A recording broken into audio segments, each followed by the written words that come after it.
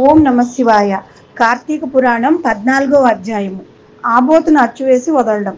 వశిష్ఠుల వారు జనకుని దగ్గరగా కూర్చుని పెట్టుకుని కార్తీక మాస మహత్యాన్ని గురించి వారికి తెలిసిన విషయాలన్నీ ఎంతో ఇష్టంగా చెప్తూ ఉన్నారు. ఓ రాజా, కార్తీక పౌర్ణమి రోజున పితృప్రీతిగా ఆబోతును అచ్చివేసి వదలాలి.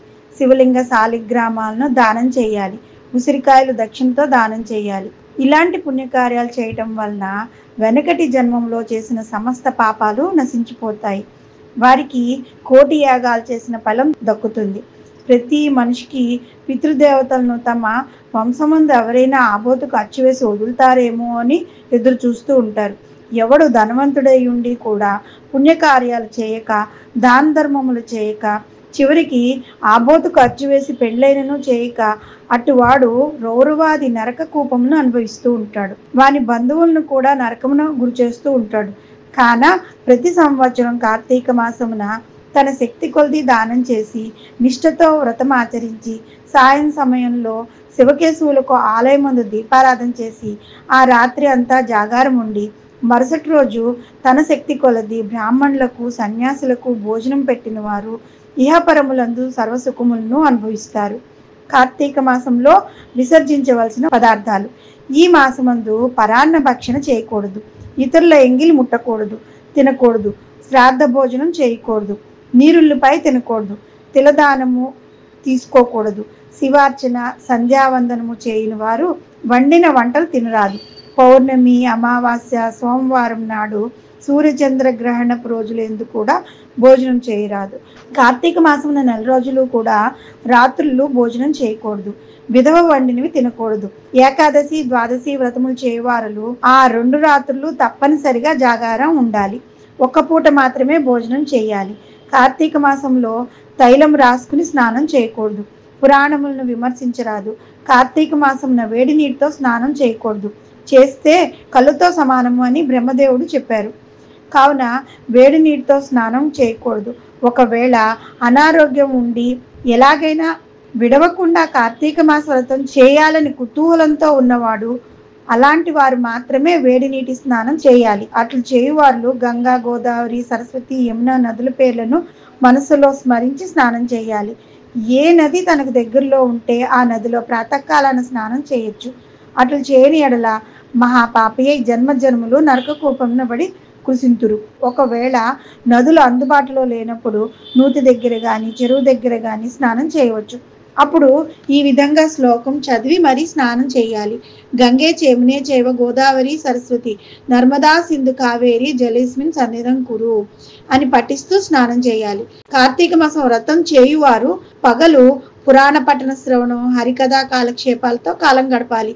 సాయంకాలంలో సంధ్యావందనాది కార్యకృత్యాలు ముగించి పూజా మందిరంలో ఉన్న శివుని కల్పోత్తంగా పూజించాలి. కార్తీక మాస శివ పూజా కల్పము. ఓం శివాయ నమః ధ్యానం సమర్పయామి. ఓం పరమేశ్వరాయ నమః ఆవాహనం సమర్పయామి. ఓం కైలాసవాసాయ నమః నవరత్న సింహాసనం సమర్పయామి. ఓం గౌరీనాథాయ నమః పాద్యం సమర్పయామి. ఓం లోకేశ్వరాయ నమః అర్ఘ్యం సమర్పయామి. ఓం వృషభవాహనాయ నమః స్నానం సమర్పయామి. ఓం దిగంబరాయ నమః వస్త్రం సమర్పయామి. ఓం జగన్నాథాయ నమః యజ్ఞోపవీతం సమర్పయామి. ఓం కపాలధారిణే నమః గంధం సమర్పయామి. ఓం సంపూర్ణ గుణాయ నమః పుష్పం సమర్పయామి. ఓం మహేశ్వరాయ నమః అక్షతాన్ సమర్పయామి. ఓం పార్వతీనాథాయ నమః ధూపం సమర్పయామి. ఓం తేజో రూపాయ నమః దీపం సమర్పయామి. ఓం లోకరక్షకాయ నమః నైవేద్యం సమర్పయామి. ఓం త్రిలోచనాయ నమః కర్పూర నీరాజనం సమర్పయామి. ఓం శంకరాయ నమః సువర్ణ మంత్ర పుష్పం సమర్పయామి. ఓం భవాయ నమః ప్రదక్షిణ నమస్కారాన్ని సమర్పయామి. ఈ ప్రకారంగా కార్తీక మాసం అంతయు పూజించాలి. శివ సన్నిధిని దీపారాధన చేయాలి. ఈ విధంగా శివ పూజ చేసిన వారి జన్మ ధన్యమవుతుంది. పూజానంతరం తన శక్తి కొద్దీ బ్రాహ్మణులకు సమారాధన చేసి దక్షిణ తాంబూలాది సత్కారాలతో సంతృప్తి పరచాలి.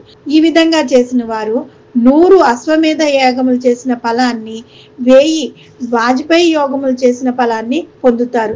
ఈ కార్తీక మాసం నెల రోజులు బ్రాహ్మణ సమారాధన, శివకేశవుల సన్నిధిని నిత్య దీపారాధన, తులసి కోటను కర్పూర హారతులతో దీపారాధన చేసిన వారు వారికి వారి వంశీయులకు పితృదేవతలకు మోక్షం కలిగించిన వారవుతారు. శక్తి కలిగి ఉండి కూడా ఈ వ్రతమును ఆచరించిన వారు 100 జన్మలు నానా యోనులందును జన్మించి తర్వాత నక్క, కుక్క, పంది, పిల్లి, ఎలుక మొదలగు జన్మలెత్తుతారు. ఈ వ్రతము శాస్త్రోక్తంగా ఆచరించిన వారు 15 జన్మల యొక్క పూర్వజ్ఞానమును కలుగుతాయి. వ్రతము చేసినను పురాణం చదివినను విన్నను అట్టి వార్లకు సకలైశ్వర్యములు కలిగి మోక్ష ప్రాప్తి కలుగుతుంది. ఇట్లు స్కాంద పురాణాంతర్గత వశిష్ఠ ప్రోక్త కార్తీక మహత్యం నందలి చతుర్దశాధ్యాయము 14వ రోజు పారాయణం సంపూర్ణం. ఓం నమ శివాయ.